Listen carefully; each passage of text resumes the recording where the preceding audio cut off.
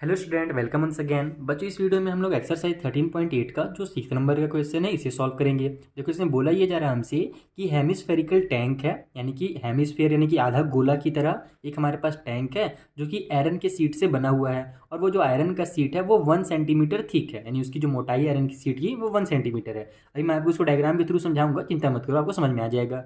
अब हमसे बोला जा रहा है कि if the inner radius in is 1 metre, यानी जो अंदर का रेडियस है वो 1 मीटर है, then find the volume of the iron use to make the tank. तो आपको ये बताना है कि वहां पर जो आयरन लगा है उस टैंक को बनाने में, उस हेमिस्फेरिकल टैंक को बनाने में वो कितना लगा है। आइए मैं आपको एकदम इसको सिंपल मेथड में, एकदम जो आपने पहले पढ़ रखा है क्लास 7-8 में ना, उस तरीके से मैं आपको इसका जो कॉन्सेप्ट है वो समझा देता हूँ, ताकि आपसे समझ में आ जाए कि इस टाइप से क्वेश्चन जब कभी भी आए तो उसको कैसे सॉल्व करना है।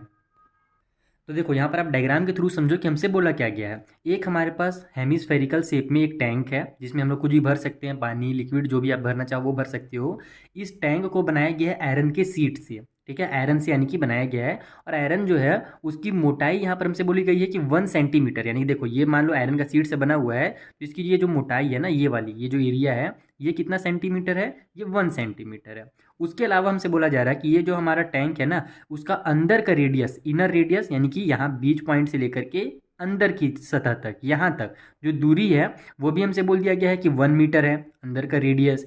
आपको ये बताना है कि इस आयरन के टैंक को बनाने में कितना आयरन यूज़ किया गया है, ठीक है। अब देखो इसको कैसे बताया जाता है, ये मैं आपको समझा रहा हूँ। आपने क्लास 7 में एक क्वेश्चन सॉल्व किया था, यहाँ पर आपको दिया रहता था एरिया वगैरह से रिलेटेड, यानी कि एक पार्क बना रहता था, उसके अंदर यानी पार्क के साइड साइड में बाउंड्री रहती थी, बीच में यहाँ पर खेलने उलने का जगह रहता था, और ये जो रहता था पार्क का रोड रहता था। याद आ रहा है? इस टाइप से क्वेश्चन आपने क्लास 7 में सॉल्व किया है, मैंने ही सब सॉल्व कराया है। तो उस टाइम हम लोग क्या करते थे कि जब हमसे बोला जाता था कि देखो ये भैया, ये बाहर वाला आपके पास लेंथ और ब्रेथ इतना है, अंदर वाले एरिया का लेंथ और ब्रेथ इतना है, ठीक है। आपको क्या बताना है, ये रोड का अपने को टोटल लेंथ बताना रहता था, टोटल यानी एरिया बताना रहता था। तो उस कंडीशन में हम लोग क्या करते थे, बाहर का टोटल एरिया निकालते थे और अंदर का ये जो पार्क वाला एरिया है इसको निकाल लेते थे, और बाहर वाले में से ये अंदर वाले को माइनस कर देते थे। तो जब हम माइनस करते थे तो बचता क्या था, यही रोड वाला एरिया बच जाता था और हमको अपना आंसर मिल जाता था। वही चीज़ यहाँ पर हो रहा है, बस उस टाइम हम लोग 2 डायमेंशन में देखते थे, यानी बस केवल ऊपर ऊपर का देख करके एरिया निकालते थे। अब वही चीज़ वॉल्यूम में आ गया है। आपको कुछ नहीं करना है, सिंपल यहाँ पर टोटल जो इसका बाहर बाहर का है ना, टोटल वॉल्यूम निकाल लेना है। उसके बाद इसके अंदर का जो वॉल्यूम है वो निकाल लेना है, ठीक है, क्योंकि अंदर का भी अपने को रेडियस पता है। और बाहर वाले में से जब आप अंदर वाले को माइनस करोगे तो ये वाला जो वॉल्यूम है जो कि हमारे पास किसका है, वही जो आयरन का सीट जो बना है ना उसका वॉल्यूम है। तो ये हमको पता चल जाएगा, सिंपल यही क्वेश्चन है। बस ये क्वेश्चन जब आप पहले बनाते थे तो वो एरिया से रिलेटेड रहता था, ये अब हमारे यहाँ पर क्या बोलते हैं, वॉल्यूम से रिलेटेड हो गया है, ठीक है। तो अब हम लोग क्या करेंगे कि बाहर का यहाँ पर रेडियस देख लेते हैं, क्योंकि हम लोग को जानते हैं कि वॉल्यूम निकालने के लिए बाहर का रेडियस चाहिए, और बाहर का हमको रेडियस दिया नहीं गया, तो बाहर का रेडियस कैसे निकाला जाए, क्योंकि अपने को तो अंदर का रेडियस बोला गया है। तो सिंपल है, देखो यहाँ से यहाँ तक जो रेडियस है ये अंदर का रेडियस कहलाता है, और इसी पॉइंट से लेकर के अगर मैं पूरे बाहर तक मिला दूँ, यानी ये जो हमारा साइड है ना, यहाँ तक अगर मिला दूँ तो वो बाहर का रेडियस हो जाएगा। तो सिंपल है, अगर यहाँ से यहाँ तक 1 मीटर है और इसकी दूरी, यानी इसको अगर मैं थोड़ा सा और बड़ा बनाऊँ, इस तरीके से आपको दिखाऊँ, तो यहाँ से यहाँ तक की जो दूरी है वो 1 सेंटीमीटर है। तो 1 मीटर और 1 सेंटीमीटर को मिला दो तो आपको टोटल जो है बाहर का रेडियस मिल जाएगा, लेकिन वो आ जाएगा डेसिमल में। और मैं आपको हमेशा बताया कि डेसिमल में अपन सॉल्व करना कोशिश करते नहीं है, हम लोग पहले स्टार्टिंग में सॉल्व करते हैं उसको होल नंबर बना करके। तो जैसे देखो यहाँ पर आप लिखोगे रेडियस, किस तरीके से लिख दूं मैं, रुक जाओ, आउटर और इनर रेडियस कर देते हैं हम लोग, सिंपल आउटर रेडियस, ठीक है। अब बाहर का जो रेडियस है वो बड़ा रेडियस होगा, यहाँ से लेकर यहाँ तक, तो इसको अपन कैपिटल आर से शो कर देते हैं। तो जो बड़ा वाला रेडियस है हमारे पास वो 1 मीटर प्लस में 1 सेंटीमीटर है। ये समझ में आ गया, यानी यहाँ से यहाँ तक अंदर का रेडियस और प्लस में 1 सेंटीमीटर जो मोटाई है, इन दोनों को अगर अपन प्लस करेंगे तो हमको बड़ा वाला रेडियस मिल जाएगा। ये है मीटर में, ये है सेंटीमीटर में, तो अगर मैं इसको अगर मीटर में कन्वर्ट करूँगा तो डेसिमल में आंसर आएगा। इससे अच्छा है कि मैं इसी को कन्वर्ट कर देता हूँ सेंटीमीटर में। तो ये मेरा हो जाएगा 100 प्लस में 1 सेंटीमीटर इक्वल टू आ गया हमारा 101 सेंटीमीटर। ये निकल गया हमारा बाहर वाला रेडियस। उसी तरीके से जो अंदर का रेडियस है ये तो हमको दिया हुआ है, वहाँ पर अपने को कुछ करना नहीं है। तो इनर रेडियस जो कि छोटा है, इसलिए इसको मैं छोटा आर से कर देता हूँ। सो आपके स्कूल में हो सकता है इसको R1 और R2 भी बोलेंगे, तो उसमें कंफ्यूज मत होना। तो जो अंदर का रेडियस है वो हमको दिया हुआ है सिंपल 100 सेंटीमीटर, ठीक है। 1 मीटर है अंदर का रेडियस, यानी कि 100 सेंटीमीटर। चलो एक बार पहले 1 मीटर लिख लो और फिर इक्वल करके 100 सेंटीमीटर कर दो, इस तरीके से, ठीक है। ये हमको दोनों रेडियस पता चल गए। अब हमने क्या जाना कि यहाँ पर अगर अपने को उसका वॉल्यूम जानना है कि कितना आयरन लगा हुआ है, तो उसके लिए हम लोग बाहर का जो वॉल्यूम है उससे माइनस कर देंगे अंदर के वॉल्यूम को। तो यहाँ पर आप सिंपल लिखो वॉल्यूम ऑफ आयरन, ठीक है। आयरन का वॉल्यूम निकालने के लिए अपन बाहर वाला वॉल्यूम निकालते हैं। बाहर वाले वॉल्यूम का फॉर्मूला क्या होगा, 2/3 पाई आर का क्यूब, क्योंकि बाहर वाला है तो जिसको हमने बड़ा रेडियस माना है तो बड़ा आर का क्यूब हो जाएगा। उसमें से माइनस कर देंगे अंदर वाला वॉल्यूम को, जिसका हमारे पास फॉर्मूला बन जाएगा 2/3 पाई छोटे आर का क्यूब। यही हमारा हेमिस्फेरियर का जो हमारा हेमिस्फेयर होता है उसके वॉल्यूम का फॉर्मूला है। तो बड़े वाले से छोटे वाले वॉल्यूम को माइनस कर दो। अब यहाँ पर आप इसको दोनों तरीके से बना सकते हो, या तो पूरा का पूरा सॉल्व करो इसको बड़े वाले से छोटे, और फिर छोटा वाले को पूरा सॉल्व करो और फिर लास्ट में माइनस करो, वैसे भी बन जाएगा, सही आंसर आएगा। लेकिन उतना लंबा टाइम बर्बाद नहीं करेंगे हम लोग। देखो यहाँ पर साफ साफ दिख रहा है कॉमन कुछ कुछ चीज़ें मिल रही है, तो हम लोग इसको ईजी बनाएंगे। तो यहाँ देखो 2/3, यहाँ भी 2/3 है, तो 2/3 को कॉमन ले लो। यहाँ भी पाई है, यहाँ भी पाई है, तो पाई को कॉमन ले लो। ये वाला और ये वाला अलग है, ये कैपिटल आर का क्यूब है, ये स्मॉल आर का क्यूब है, तो इसको बस रहने दो। तो ये हो जाएगा कैपिटल आर का क्यूब माइनस में स्मॉल आर का क्यूब। ये हमारा फॉर्मूला बनता है। कई बार टीचर इसको डायरेक्ट लिखवा देते हैं, ऐसे डायरेक्ट लिखवाना नहीं चाहिए, उनको समझाना चाहिए कि ये फॉर्मूला कहाँ से आ रहा है। तो जो हॉलो वाला होता है ना, उसका ये फॉर्मूला इस तरीके से बनता है। ठीक है, ये भी अब आपका क्लियर हो गया। बेसिक कॉन्सेप्ट क्लियर करते जाओ, मेन वही है, कॉन्सेप्ट क्लियर होगा तो सब सॉल्व होंगे। अब इसको सॉल्व कर लो, तो ये बन जाएगा आपका 2/3 पाई की जगह में 22/7 आर का क्यूब है कैपिटल वाला, जो कि हमारे पास 101 है, तो 101 का क्यूब हो जाएगा, माइनस में छोटा आर का क्यूब है, तो ये हो जाएगा 100 का क्यूब। ठीक है, यानी दोनों भी सेंटीमीटर में, ये ध्यान रखना। तो आपका सेंटीमीटर के क्यूब में आपका आंसर निकलेगा। ठीक, उसको लास्ट में हम मीटर वगैरह में कन्वर्ट करेंगे, फिलहाल आप इसको सेंटीमीटर में सॉल्व करो, डेसिमल अभी मत जाओ। तो ऊपर देखो कुछ यहाँ पर तो कट हो नहीं रहा है, उसी तरीके से अंदर भी कुछ कट नहीं हो रहा, तो इसको हम लोग सॉल्व कर लेते हैं। 44 हो जाएगा, इन दोनों को मल्टीप्लाई होगा तो, नीचे इन दोनों को मल्टीप्लाई होगा तो 21 हो जाएगा।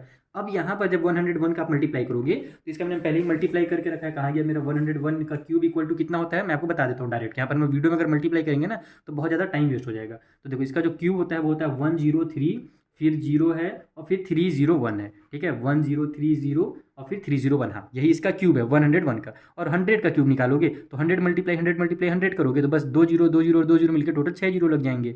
यानी कि आपको यहाँ पर ये 10 लाख हो जाएगा। इस तरीके से 2 2 4 और 1 5 और एक ये 6 हो गया।